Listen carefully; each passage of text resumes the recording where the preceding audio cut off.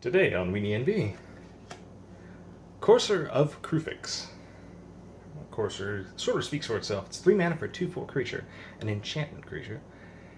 It says you play with the top card of your library revealed, and then you may play the top card of your library if it's a land card.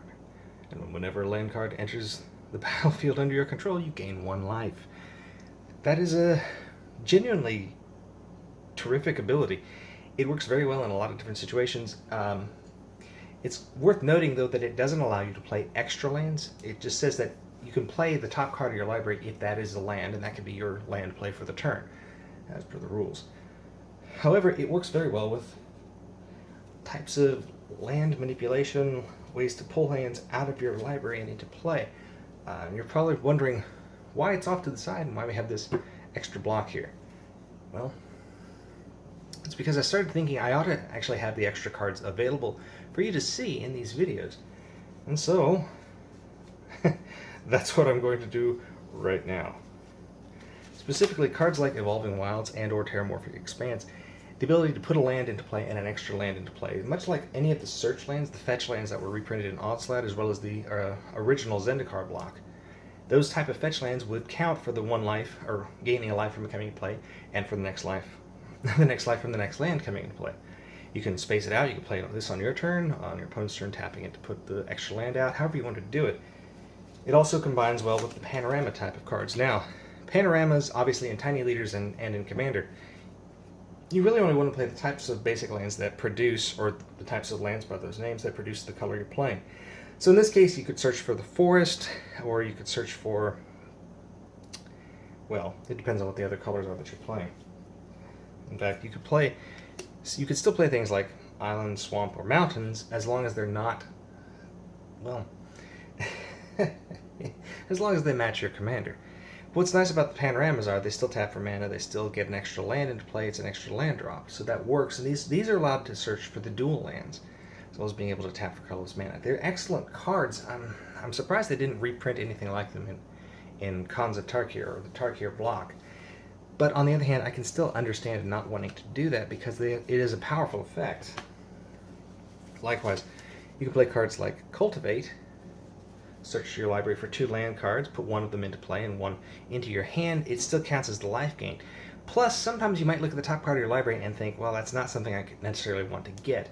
So, of course, the Kruphix actually works very well with other cards like Miri's Guile and Sylvan Library, because you can filter which your top card is going to be. So you draw the non-land card, and then you play the land card off the top of your library. Likewise, you can play things just to get the extra lands into your hand so you can cast them.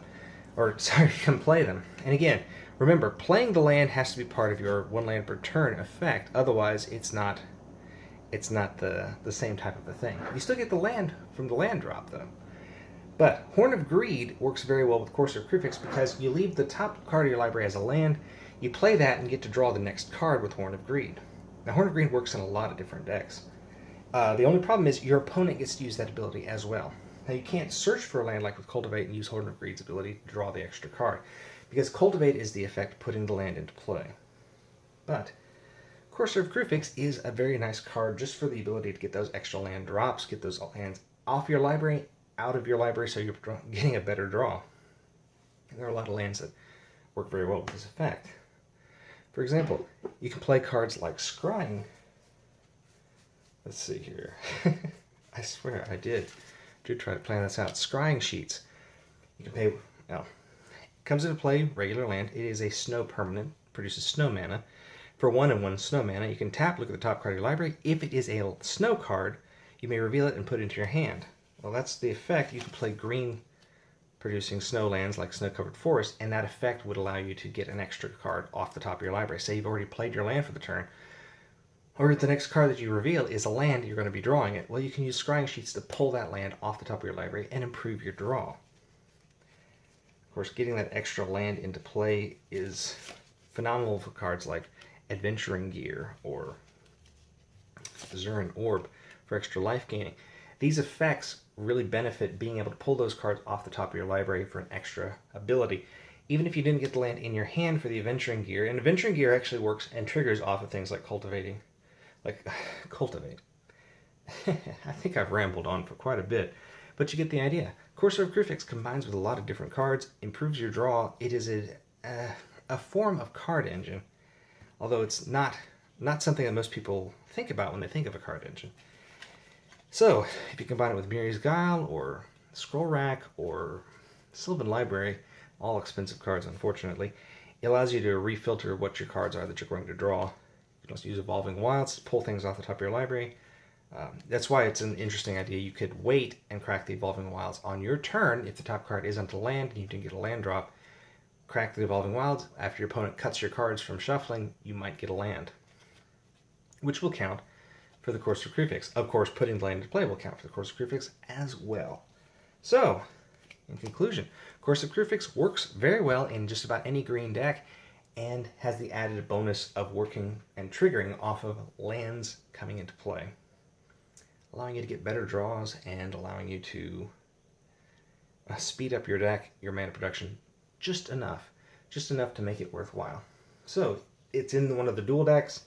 It's a very popular, very powerful card, but not terribly expensive. And the Courser just by itself has a great effect for allowing you to draw cards. So check it out, try it out, see what you think. I'm sure you'll enjoy playing it, and hope you're having a wonderful morning, a wonderful afternoon, a wonderful evening. Take care, everybody.